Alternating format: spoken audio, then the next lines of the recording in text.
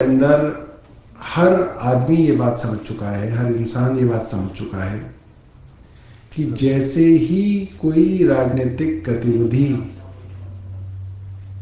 आम आदमी पार्टी के विषय में होती है, ईडी तुरंत एक सम्मन अरविंद केजरीवाल जी को भेजती है। अभी एक दिन पहले माननीय उच्चतम न्यायालय ने केंद्र सरकार को चंडीगढ़ मेयर चुनाव में देश के सामने आईना दिखाया। उनकी गड़बड़ी देश के सामने कैमरे पे पकड़ी गई और कल रात को अरविंद केजरीवाल जी को ईडी ने फिर से एक सम्मन दे दिया।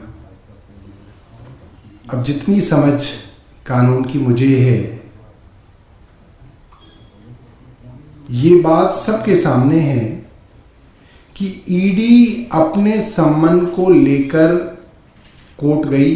भारतीय जनता पार्टी ने खूब हल्ला मचाया कि अब मामला कोर्ट में आ गया, अब कोर्ट कहेगा, अब कोर्ट ये करेगा, अब कोर्ट वो करेगा। कोर्ट में मामला गया, हमने उसका सम्मान किया। बजट सेशन चल रहा है। मैं विधानसभा से ये प्रेस कॉन्फ्रेंस इसीलिए कर रहा हूं क्योंकि बजट सेशन चल रहा है। कोर्ट के अंदर माननीय मुख्यमंत्री जी ने अपनी बात रखी कि मैं बजट सेशन के अंदर व्यस्त हूं और मुझे 16 तारीख तक का।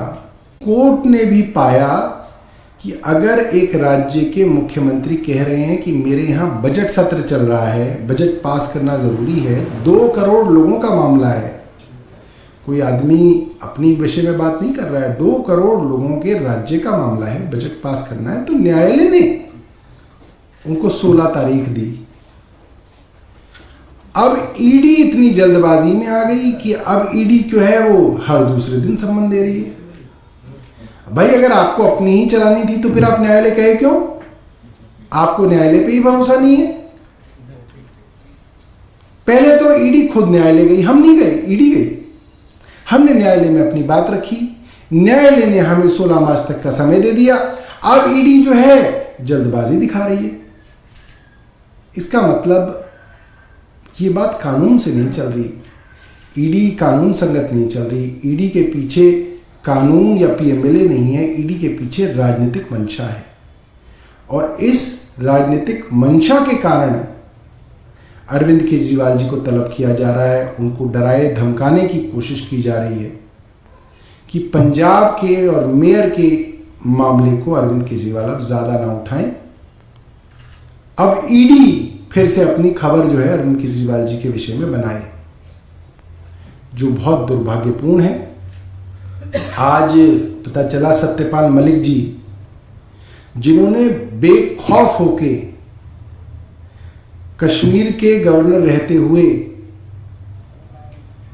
जो उनके साथ हुआ और जो उन्होंने देखा, उसके बारे में जो बातें सत्यपाल मलिक जी ने कही हैं, वो बड़े सवाल खड़े करती हैं।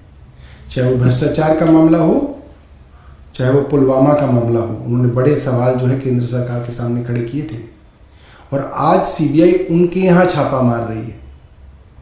तो बहुत बहुत गंभीर और चिंता की बात है कि जो थोड़ी बहुत लोक लिहाज केंद्र सरकारों में रहा करता था कि नहीं ये तो बहुत ज़्यादा ही खुलेआम हो जाएगा, लोग तो मजाक उड़ाने लगेंगे, अब वो लोक लिहाज सब खत्म हो गया और केंद्र सरकार बेशर्मी से एजेंसीज का दुरुपयोग अपने राजनीतिक विरोधियों के खिलाफ कर रही है।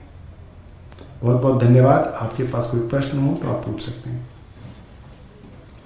सौरभ, इसके गठबंधन को